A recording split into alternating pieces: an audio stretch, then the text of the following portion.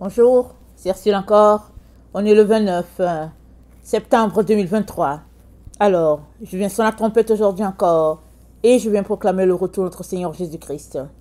Amen. Et alléluia, soyons tous bénis, soyons remplis de sa joie. Amen. Alors, pour que les lampes brûlent continuellement. Amen. Je viens faire cette vidéo-là suite à la dernière, celle que j'ai faite hier, je ne sais plus à quelle heure, peut-être autour de 21h, comme ça. Alors, c'était quand Dieu lance une sainte convocation. Amen. Alors, elle fait suite à cette vidéo-là. Alors, on sait tous que la fête des tabernacles, elle commence aujourd'hui, du 29 au 6 octobre. Et si on retourne lire les consignes de l'Éternel à Israël, amen, dans Exode Lévitique, on va voir que il y a 2 fêtes parmi les 7 où c'est en l'honneur de l'Éternel. Il y a la fête des pains sans levain et il y a la fête des tabernacles. Maintenant, je ne sais pas pourquoi parmi les 7, c'est les 2 fêtes qui sont en l'honneur de l'Éternel. Je ne vais pas le dire. Tout ce que je peux comprendre, c'est que la fête des pains sans levain, ça représente une célébration où le corps est saint. Amen. Il est saint, il est libre de toute plante qui vient de l'extérieur, comme la levure de bière, toutes ces choses-là. Israël est appelé à manger pendant 7 jours du pain où il n'y aurait pas eu de la levure. La levure symbolisant ici le péché. Alors, avant que Israël mange la Pâque, Dieu leur a donné comme consigne de rester quelques jours sans consommer du pain fermenté. Alors, on comprend que Dieu est saint, il est pur, et tous ceux qui s'approchent de lui doivent aussi se purifier. La Bible dit que quiconque s'approche de l'Éternel, qu'il s'éloigne de l'iniquité.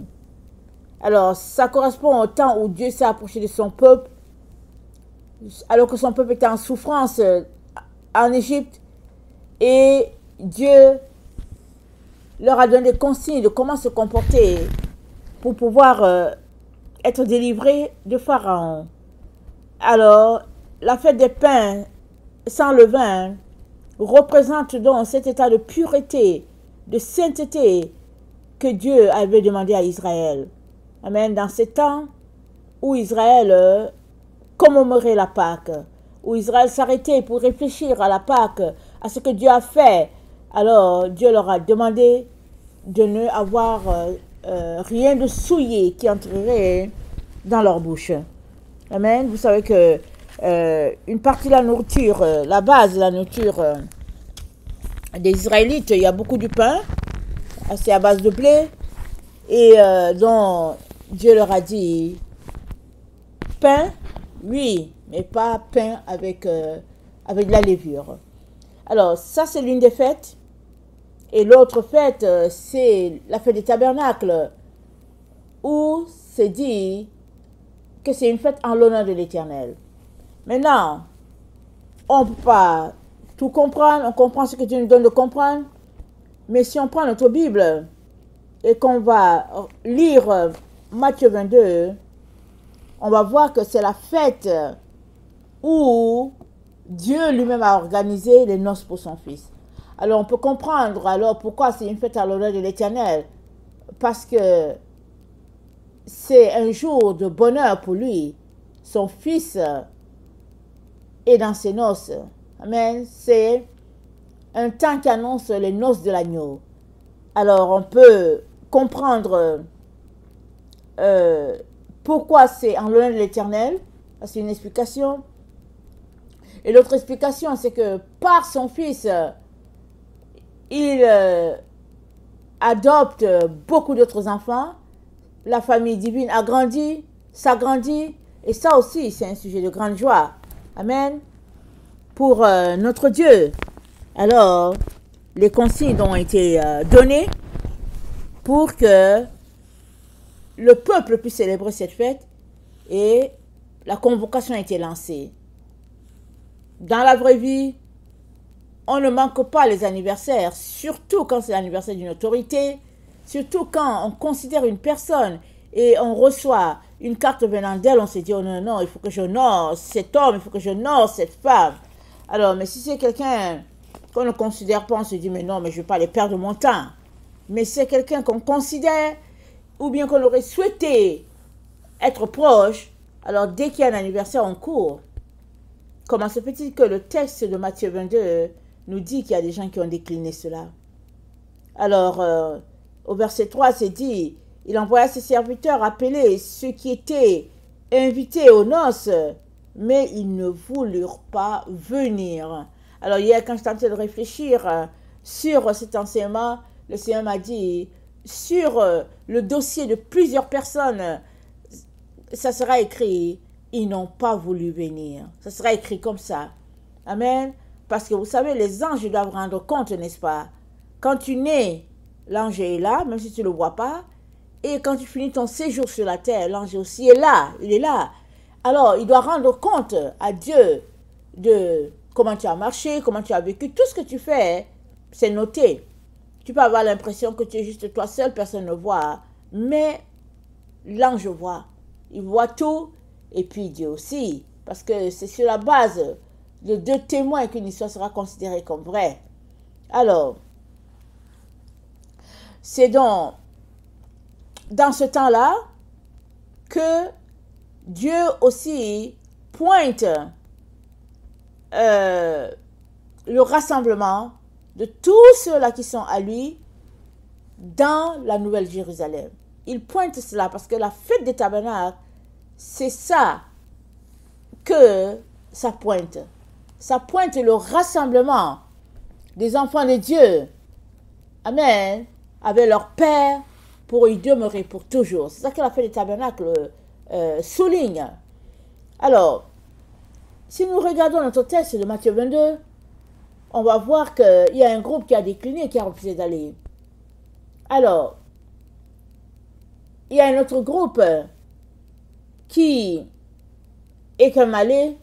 Et parmi ce second groupe qui allait, il y avait un qui avait un habit pas conforme du tout. Alors imaginez faire un travail manuel et se retrouver dans un habit pas conforme, mais quand même aller avec cet habit malpropre là, à l'endroit où Dieu nous attend. C'est pas propice, n'est-ce pas? Alors il y en a qui ont décliné l'invitation. Et parmi ceux-là qui sont venus, où Dieu a dit, ok, invitez tout le monde, alors les gens ont couru. Et parmi ceux qui ont couru, il y avait une personne qui était là quand même, malgré tout ce que Dieu avait fait, elle était là avec son habit sale. Et cette personne a été jetée dehors, c'est dit là où il y a les pleurs et les grincements dedans. Et c'est la même chose qui va se passer dans la vie. C'est-à-dire que les paraboles de Jésus veulent toujours dire quelque chose. Et donc c'est la même chose qui va se passer dans la vie, n'est-ce pas? Il y a des gens qui déclinent l'invitation de Dieu, et puis ils ne veulent rien savoir de Dieu. Et puis il y a d'autres qui disent, oh oui, oui, oui, on veut être ton fils, on veut être ta fille. Mais quand vient le moment d'obéir, ils n'obéissent pas aussi. Ils refusent. Ou bien ils décident de marcher selon leurs règles, leurs lois. Et puis bon, voilà. Et puis ils pratiquent le déni. Et puis ils essaient de faire sortir une théorie adjacente pour expliquer que c'est ce qu'eux ils croient qui est la vérité. Mais au fait, Jésus-Christ a dit à ses enfants de faire attention. Parce qu'il y aura beaucoup de séducteurs et il s'agit d'arriver. Arriver où? Arriver à l'endroit de la fête, c'est ça. Parce que rappelons-nous, les 10 vierges, elles partaient aussi pour accueillir le prince qui devait venir. Et quand elles sont parties, parcours difficile un peu, elles sont endormies, elles sont réveillées. Et c'est là que certaines se sont rendues compte que, tiens, elles n'avaient pas assez d'huile. Parce que à ce moment-là, elles se sont rendues compte que, ah tiens, elles ne savent pas exactement quand est-ce qu'il vient. Celles qui ont été appelées sages se sont préparées. Parce qu'effectivement, comme on ne sait pas quand est-ce qu'il vient, ben voilà, on charge la lampe, on remplit tout ce qu'on peut faire, on met le maximum. Mais il y en a, au fait, qui étaient tête en l'air, comme on dit. Et c'est là, quand la trompette a sonné, c'est là qu'ils se sont rendus compte que, oh tiens, on n'a pas assez. Et elles ont voulu s'accrocher aux autres comme des sangsues. Et les autres ont dit, mais non, allez-y en direction. Et puis pendant qu'elles allaient,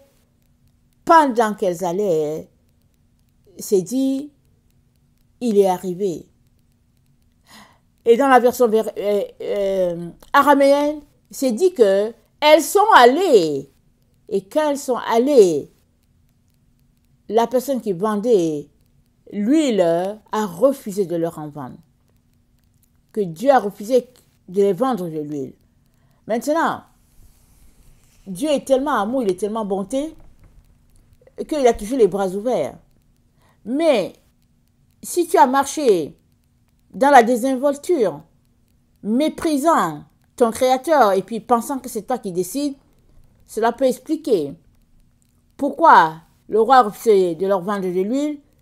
Si tu es quelqu'un qui ne bouge pas quand Dieu parle, alors Dieu a le droit de décider de ne pas te le vendre parce que c'est lui qui est Dieu.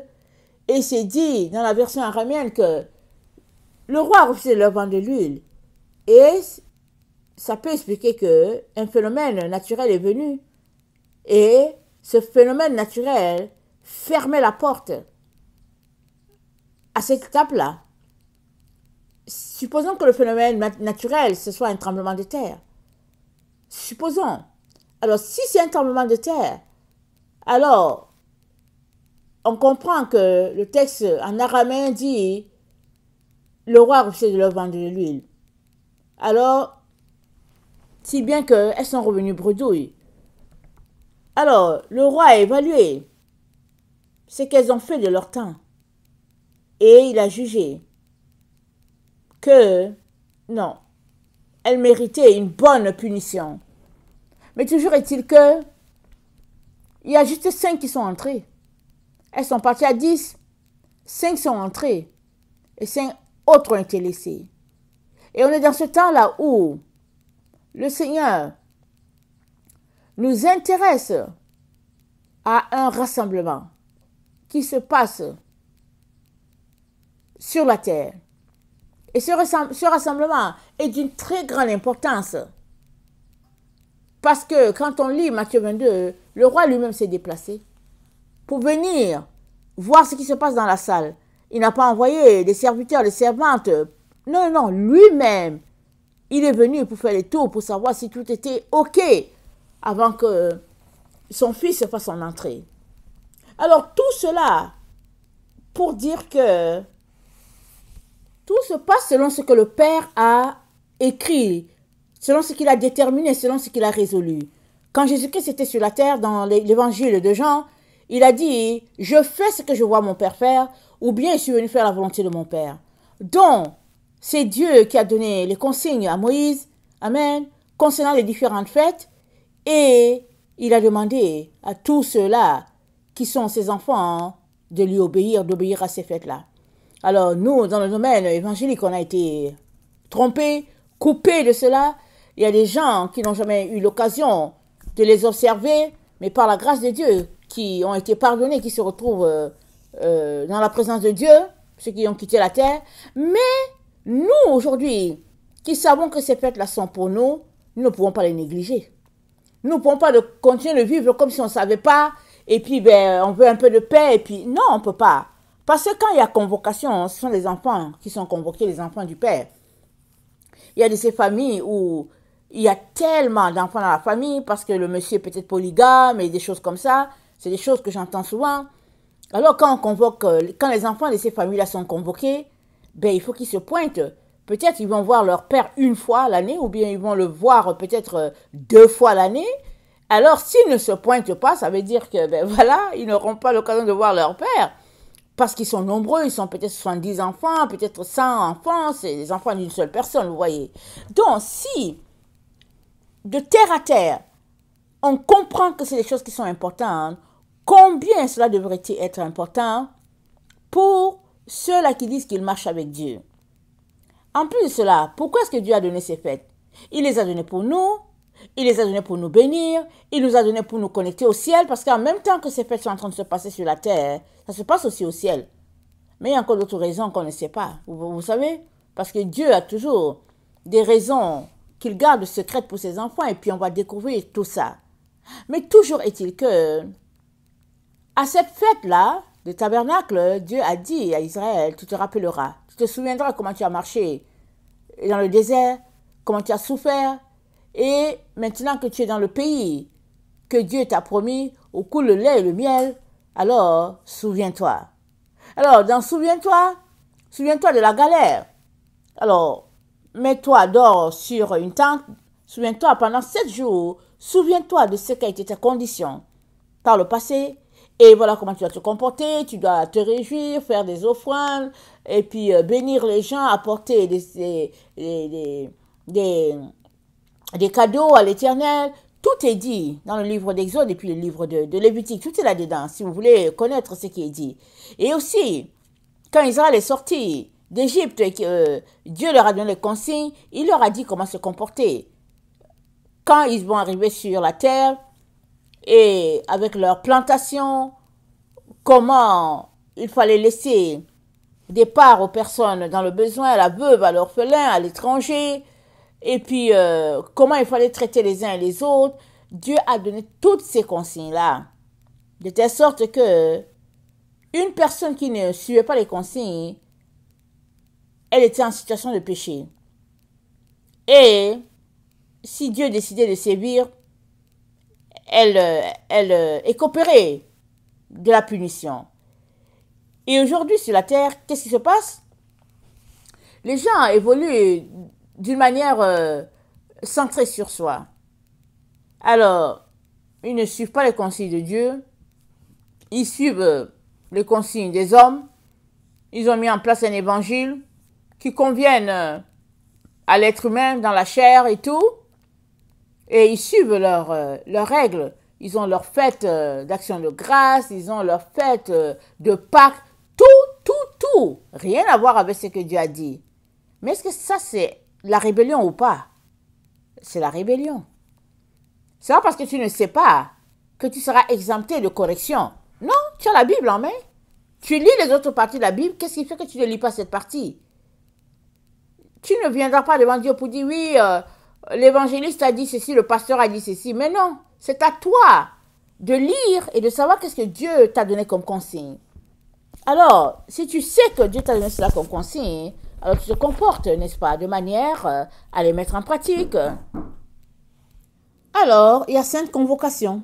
Amen. Dieu convoque tous ses enfants sur la terre pour la fête des tabernacles. Alors, la fête des célébrations, la fête de la joie et tout. À toi de prendre tes mesures pour observer cette fête-là. Alors, tu peux dire que, oh oui, dans mon pays, ils ont fixé la fête de la moisson à telle période, ils ont fixé telle fête à telle autre. Mais ça, c'est eux qui ont fixé. Tu as une Bible? Alors, regarde ce que Dieu a dit des périodes de fêtes et puis, sois en conformité avec les Écritures. Parce que le jour où ces fêtes se célèbrent, le ciel est aussi en fête. Que ta volonté soit faite sur la terre comme au ciel. Pries-tu, notre Père, n'est-ce pas? Alors, voilà le temps de montrer à Dieu que tu marches sur la terre comme si tu étais au ciel, pratiquant ce que le ciel demande aux ressortissants de la terre d'observer. Parce que dans Matthieu 22, le verset 1 à 6, il est question de ceux-là qui n'ont pas tenu compte de ce que le roi a dit. Ce n'était pas leur problème. Ils étaient préoccupés par leurs intérêts. Et quand on lit le verset 7, on sait que le roi était irrité et il a envoyé une destruction pour eux. Et maintenant, on se rend au niveau de la salle des noces. Et si on met les différentes paraboles ensemble, on sait que il y a 5 qui ne sont pas arrivés, elles n'ont pas réussi à entrer dans la salle de noces. Et on sait aussi qu'il y en a qui sont entrés, parmi lesquels celui-là qui était là assis, mais qui était dans un vêtement sale. Il n'avait pas l'habit de noces. Mais c'est quoi l'habit de noces? L'habit de noces, ça correspond à quoi? Amen. Alors, une chose est sûre, on ne peut pas dire, mettre le point ici pour dire, voici exactement c'est quoi l'habit de noces, mais je peux déjà te dire, sûr et certain, que l'habit de noces est lié à Marie. C'est tout ce que je peux te dire, c'est lié à Marie. Si tu vas aller faire tes recherches, vas-y, fais tes recherches, mais je te donne une piste. L'habit de noces est lié à Marie. Vous savez que dans un mariage, le marié donne ses vœux, la future mariée donne aussi ses vœux, la tenue et toutes choses, tout ce qu'elle dit, qu'est-ce qu'elle aimerait avoir. Amen. Et puis, ceux qui se présentent, ils honorent ce qui est dit. Alors, quand le roi a approuvé quelque chose et que lui-même il est dans la salle, ça veut dire que ils sont tous unanimes. Et le prince qui doit se marier, et la fiancée, et la maman, et le papa, ils sont tous unanimes. Donc, tu ne peux pas venir dire que mon salut, je l'ai parce que le prince est mort sur la croix pour moi et que c'est suffisant. Non, tu as besoin d'un habit de noces. Va demander à Dieu c'est quoi l'habit de noces. Il va t'aider. Amen, il va t'aider à être en conformité avec ce que le Père attend de chacun d'entre nous. Et maintenant, quand le roi lui a demandé mais comment il avait fait pour être là, il n'avait pas été capable de parler. Mais effectivement, on se pose tous la question, comment il a fait pour être là? Comment il a fait jusqu'à entrer dans la salle des noces? Comment? Alors, on est dans le temps de la fête des tabernacles qui correspond au temps du mariage. Parce que la fête des tabernacles, c'est la dernière fête, c'est la fête des célébrations. Ce qui nous dit que se rattacher aux noces, c'est que Jésus-Christ a dit dans Jean 7, il dit que celui qui a soif vienne et boive. Car celui qui a soif, de lui jailliront des sources d'eau vive. Alors, on comprend que à cet endroit-là, ça correspond à l'éternité. Les sources d'eau vive, c'est dans l'éternité. Ça correspond aussi à Apocalypse 22. Alors, c'est dit, celui qui croit en moi, des fleuves d'eau vive couleront de son sein, comme dit l'Écriture. Alors, quand l'Esprit est donné, amen, c'est jusqu'à dans l'éternité. Tous ceux-là qui reçoivent le Saint-Esprit, ils ont en eux cette force-là, ce dynamis-là qui leur donne de marcher par la foi sur cette terre et de conquérir le monde des ténèbres et d'envoyer plusieurs dans la maison de Dieu. Alors, la fête des tabernacles, n'est-ce pas, rappelle donc cette célébration-là éternelle dans laquelle on sera dans la joie, où le mal aura disparu. Et voilà un peu ce qui se passe. Et tout un chacun est invité à venir boire. Et en faisant encore le petit résumé, j'ai rapporté comment les sacrificateurs allaient au réservoir de Siloué, prendre l'eau, venir dans l'assemblée, verser cette eau-là, de la cuve d'or à la cuve d'argent, et puis des chansons sortaient de l'assemblée, et après, quand cette cérémonie était finie, le sacrificateur et tout le peuple sortaient, et ils étaient aspergés d'eau, et puis c'était la fête, et puis donc voilà ce qui se passe. Et Jésus-Christ se tient pour dire, il dit, le dernier jour, le grand jour de la fête, Jésus-Christ se tenant debout s'écria, si quelqu'un a soif, qu'il vienne à moi et qu'il boive. Jésus-Christ est en train de dire, tout ce qu'ils font là, c'est juste de la cérémonie, c'est juste du show-off, c'est juste de la façade. Il dit, c'est moi, Jésus, qui est la véritable source. Si vous croyez en moi, vous aurez la véritable source. Mais tout ce que vous êtes en train de faire là, pendant 7 jours, ça va finir. Mais la véritable fête se trouve dans le cœur de celui-là qui m'a accepté, qui m'a donné sa vie. N'oubliez pas que Jésus-Christ était controversé. N'oubliez pas qu'il était traité de toutes les manières. Il était rabaissé et puis traité vraiment dans la bassesse la plus terrible. Mais Jésus-Christ, quand même, avait une mission à accomplir. Si vous lisez Jean 7, vous allez vous rendre compte que même sa famille biologique ne croyait pas en lui. Alors ils ont commencé à le taquiner, à se moquer de lui pour dire, écoute, pourquoi tu ne vas pas à Jérusalem? Pourquoi tu ne vas pas te montrer aussi aux autres et puis tu es juste ici? Il a dit non, mais moi je n'y vais pas. Et c'est ça. A-t-il menti? Non. Il a dit je n'y vais pas. Et eux, ils sont partis, il est resté. Et certainement Dieu, le Père, lui a dit vas-y. Et c'est dit qu'il est parti. C'est dit quoi? Je vais lire dans Jean 7, au verset 10. C'est dit, lorsque ses frères furent montés à la fête, il y monta aussi lui-même, non publiquement, mais comme en secret. Les Juifs le cherchaient pendant la fête en disant, où est-il? On comprend maintenant pourquoi Dieu lui a dit, vas-y, en catimini. Parce que les gens cherchaient à le tuer, mais ce n'était pas le moment pour lui de mourir. Ce n'est pas aux autres de décider quand ils vont te tuer. Si tu es venu pour donner ta vie, alors le moment va venir où cette vie doit être donnée, selon ton bon vouloir, au timing prévu par Dieu. Donc ce n'était pas le temps pour eux de mettre la main sur lui, alors Jésus-Christ n'est pas allé.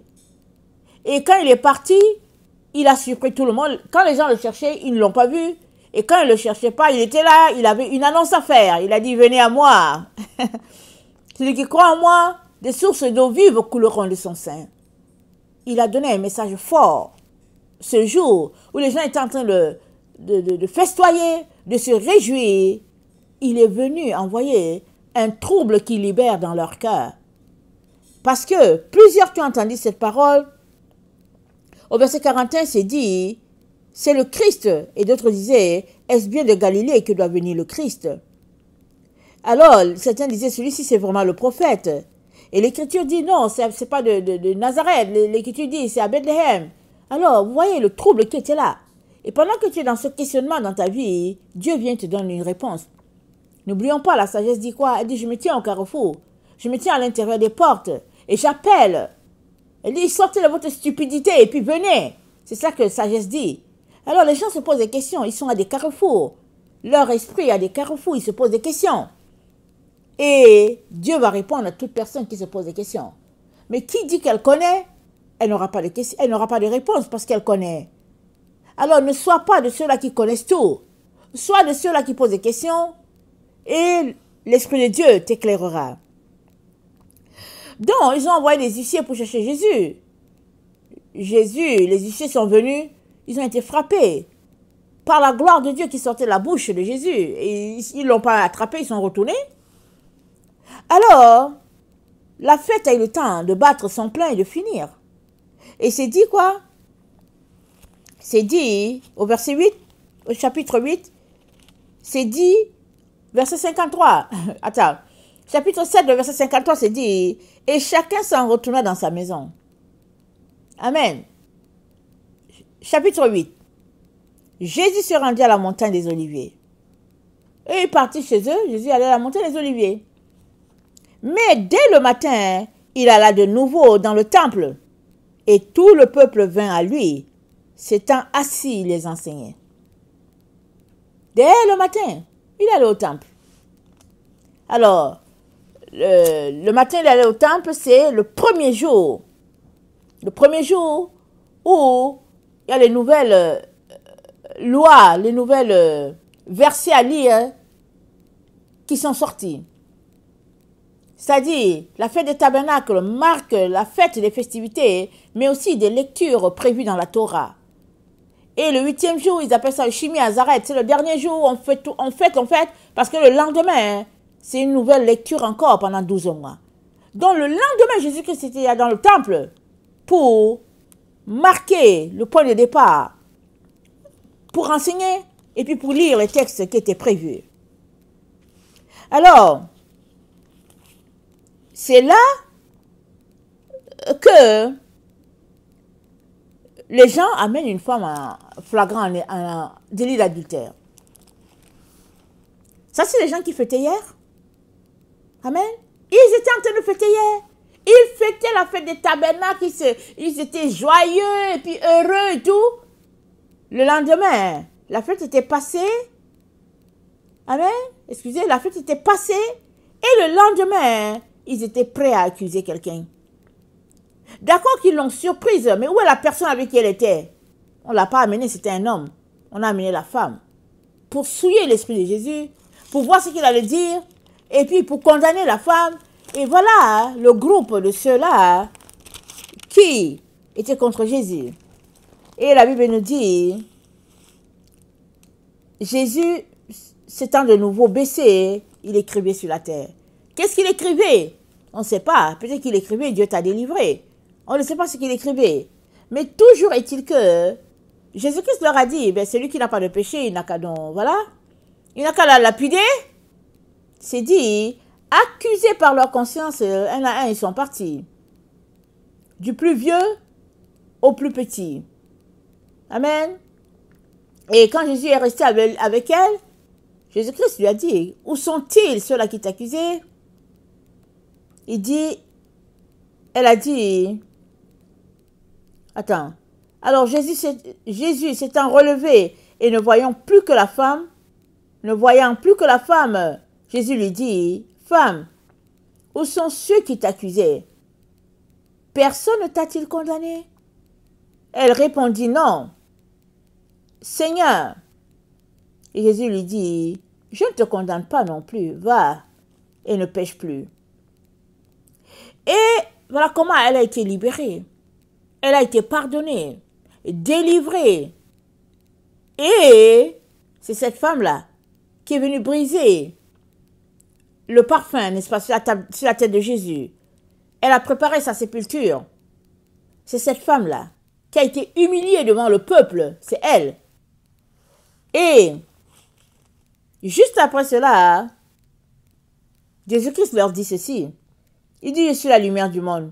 Celui qui me suit ne marchera pas dans les ténèbres, mais il aura la lumière de la vie. Pourquoi Jésus-Christ leur dit ça? Parce qu'il avait vu qu'ils n'avaient pas la lumière. Ils étaient aveugles. Parce que si tu marches avec Dieu, comment peux-tu fêter la veille, la fête des tabernacles, la fête de l'éternité, et quelques heures après, attraper une femme, l'amener pour l'exposer, et puis la condamner? Comment? C'est parce qu'ils étaient aveugles. Et Jésus-Christ leur dit donc que, voilà, hier il leur a dit qu'il était l'eau qui allait les rafraîchir, les restaurer, l'eau qui allait jaillir de leur intérieur. Il a dit ça, il s'est annoncé comme l'eau. Comme le même, l'eau c'est le même. M-E-M, la 13e lettre. Il dit qu'il est l'eau.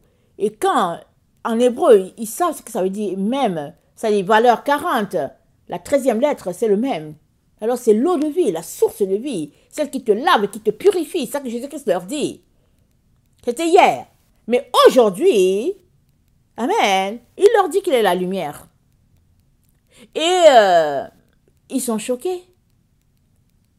Parce que ils cherchaient déjà Jésus avant la fête des tabernacles.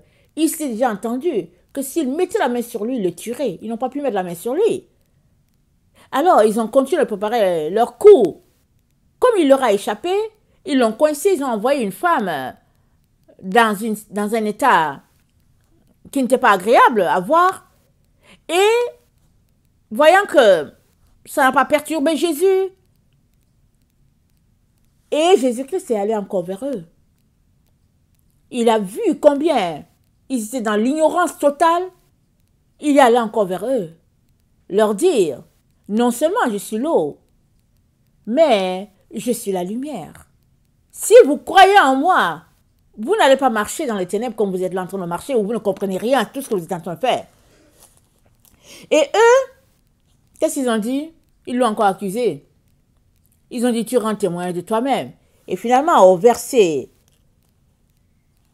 19, Ils lui disent, où est ton père? Pourquoi lui disent-ils ça? Parce qu'ils pensaient que Jésus-Christ était un enfant bâtard. Donc pour l'insulter, pour le mépriser, le diminuer, le ridiculiser, ils lui disent, hey, va chez ton père. Parce que ils pensaient que Marie avait fait quelque chose de déshonnête. Et on n'a pas ces détails-là dans la Bible. Mais l'histoire dit que elle et puis Joseph, ils ont été envoyés dans le désert. Parce que en Israël, dans la loi de Moïse, quand on te soupçonne d'un péché, on te fait boire un liquide, on t'envoie dans le désert. Si tu reviens, c'est que tu es innocent. Si tu ne reviens pas, c'est que ton péché t'a tué. Ils ont fait ça à Marie, Marie est revenue. Ils ont fait ça à Joseph, Joseph est revenu. Et ils ne savaient plus quoi dire. Ils ont fermé leur bouche. Ils ont fait boire ça à une femme qui était enceinte. Ils ont fait boire ça à un homme d'un certain âge. Ils sont revenus. Et comme ils ne savaient plus quoi dire, ils mijotaient ça seulement dans leur cœur, à l'intérieur. Et ils n'ont pas manqué de dire à Jésus, va nous montrer. Montre-nous ton père.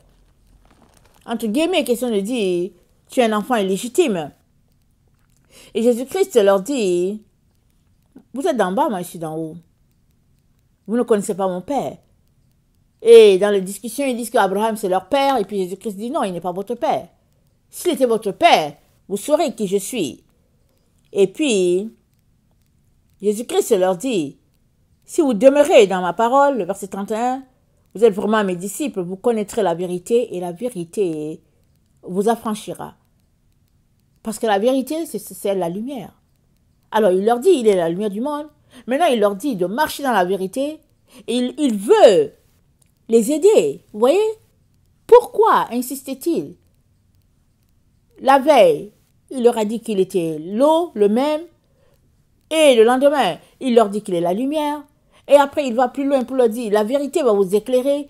Pourquoi faisait-il ça? Parce que Jésus-Christ était en route pour Jérusalem, pour la croix. Et ils savaient que leur jugement était en train de se passer là. Que s'ils ne croyaient pas à lui, là, quand il partirait sur la croix, il serait jugé. Ce serait la génération, le groupe qui serait atteint par la ruine. Parce que c'est le groupe qui avait décidé de condamner le Fils de Dieu. Alors Jésus-Christ faisait tout pour qu'ils ne portent pas sur eux un péché, un péché vraiment qui les suivrait toute leur vie. Il savait qu'en arrivant à la croix, il accomplirait les Écritures. Parce que à la croix, le voile a été déchiré. Et c'est quoi l'histoire avec le voile? Dans Lévitique 24, le verset 1, voilà ce qui est dit à propos du voile. C'est dit, l'Éternel parla à Moïse et dit, ordonne aux enfants d'Israël de t'apporter pour le chandelier de l'huile pure d'olive concassée, afin d'entretenir les lampes continuellement. C'est en dehors du voile qui est devant le témoignage dans la tente d'assignation, car on la préparera pour que les lampes brûlent continuellement du soir au matin. Alors, l'huile devait être préparée en dehors du voile, c'est-à-dire dans le lieu saint. C'est là que l'huile devait être préparée. Pas dans le très saint, mais dans le lieu saint, c'est là qu'on préparait l'huile. Et Jésus-Christ savait qu'il partait pour accomplir cette parole-là. Et Jésus-Christ avait préparé son huile. Il était l'huile. Il est la lumière. La lumière, c'est l'huile, c'est le Saint-Esprit. C'est la gloire de Dieu. Donc il leur disait, écoutez, suivez-moi, vous aurez la lumière, vous aurez la vérité.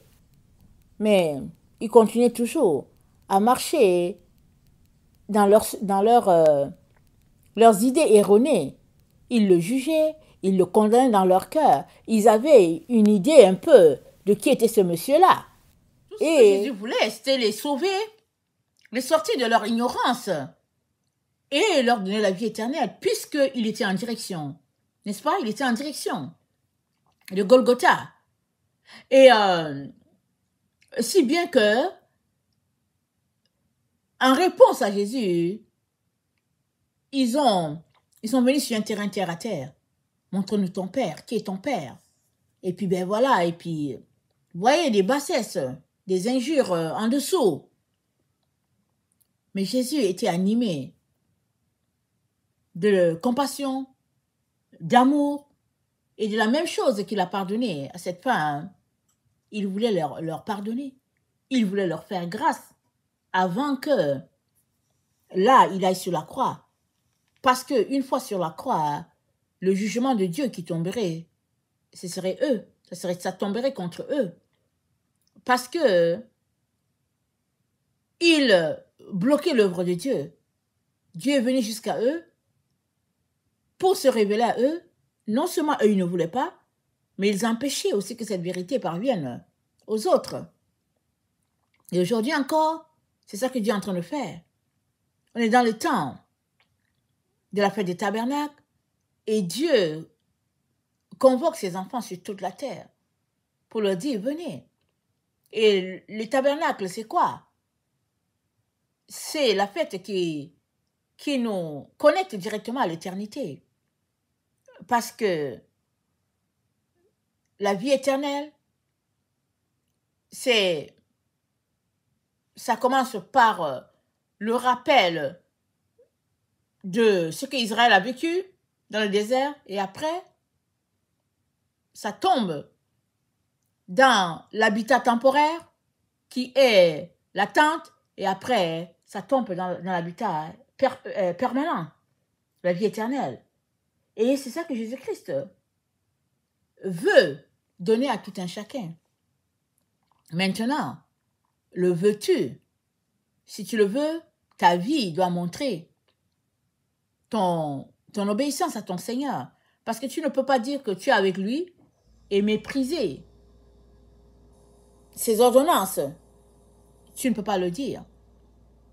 Et tout comme il a dit à la femme surprise par ces hommes-là, la même chose, il dit à quiconque va et ne pêche plus.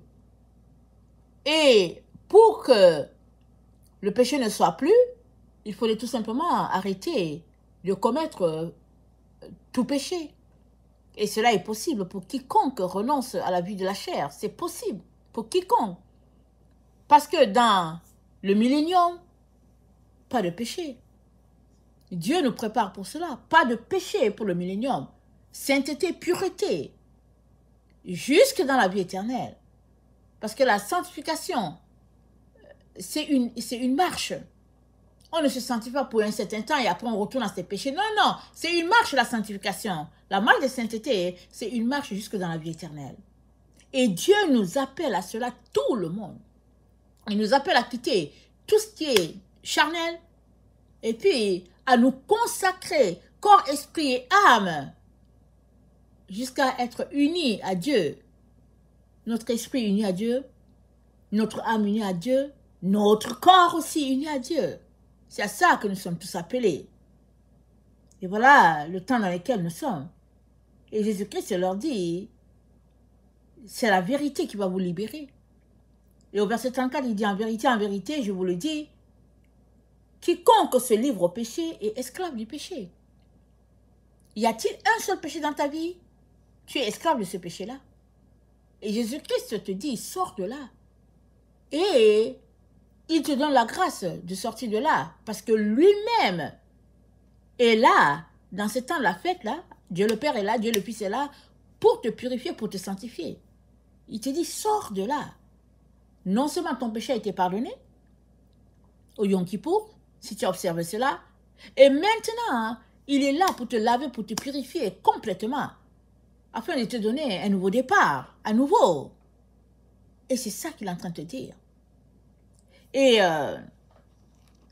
maintenant, il leur dit, au verset 40, il dit, vous cherchez à me faire mourir, moi qui vous ai dit la vérité. La vérité, c'est quoi? C'est la lumière. Et quand on lit dans Lévitique 24, les olives doivent être concassées à l'extérieur du voile, dans le lieu saint. Et une fois préparées à cet endroit, ils seront introduits dans le Saint de Saints. Et Jésus-Christ savait qu'en allant sur la croix, le voile se déchirerait. Il savait, ça faisait partie des symboles. Il fallait que le voile se déchire pour que désormais l'accessoire pour tout le monde, non pas seulement aux Lévites, mais à tout le monde. C'était ça, le plan divin. Et Jésus-Christ, avant que cette partie-là se réalise, il vient encore à eux. Non seulement il est le même, l'eau qui purifie, il leur dit maintenant qu'il est la lumière. Il leur dit encore que la vérité va les affranchir. Et ça, c'est comme la goutte qui a fait déborder le vase. Et finalement, ils ont décidé d'en finir avec lui. Mais ça n'a pas empêché Dieu de leur dire la vérité jusqu'au bout. De telle sorte que ils ne sont pas innocents. Ils savent la vérité. Et pourquoi ils n'aimaient pas Jésus? Les œuvres de Jésus montraient que les leurs n'étaient pas bonnes. Et ils refusaient de changer. Donc, l'humanité a ce carrefour. Où te trouves-tu? Toi qui dis que tu suis Jésus, où te trouves-tu? C'est une bonne chose de le suivre. Amen et alléluia. Maintenant, regarde dans tes pratiques au quotidien. Es-tu en train de marcher sur la voie du milieu? La voie que l'adversaire a proposée à Adam et Ève?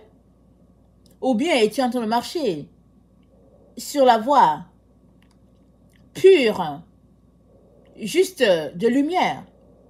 La voie où se trouve l'arbre de vie, la voie où tu ne dois avoir aucune communion avec le mal. Où es-tu? Et Dieu te dit de choisir la voie à l'extrême, la voie de droite à l'extrême, là où il y a la vérité, là où il y a la lumière, là où la gloire de Dieu est. Cette voie-là, sur laquelle on marche juste par le logos, ce pont entre Dieu et nous, il te dit d'aller sur cette voie-là. Alors, parce que sur cette voie-là, ta lumière va briller éternellement. Elle ne va jamais s'éteindre, ta lampe.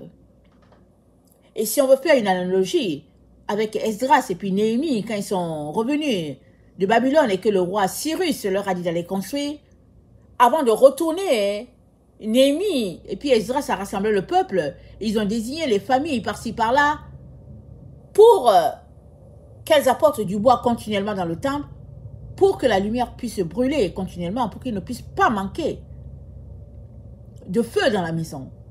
Toi, l'enfant de Dieu, tu es appelé à avoir toujours le feu de Dieu en toi. Le feu qui consume les péchés. Le feu qui brûle pour attirer les autres à Dieu. Le zèle de l'Éternel doit être vraiment vu sur toi. Parce que c'est par le zèle de l'Éternel que tu convertis la terre. Tu ne peux pas marcher clopin. Aujourd'hui avec les gens du monde. Demain avec les chrétiens qui dorment. Après-demain, tu es avec ceux qui ont le Seigneur. Non, ça ne marche pas. Tu dois tout simplement tourner le dos à tout ce qui n'est pas de Dieu et embrasser complètement ton Dieu et ton Seigneur. Marcher dans la pureté, dans la sainteté, dans la transparence. C'est ça que tu dois faire. Alors, pour que ta lampe brûle continuellement, il est important que tu donnes complètement à Dieu. Amen. Que le Seigneur bénisse sa parole et surtout que tu te mettes à observer le Souko, la fête des tabernacles, du 29, amen, au 6 octobre. Soyez bénis, Maranatha, Jésus revient. Amen et alléluia. Amen.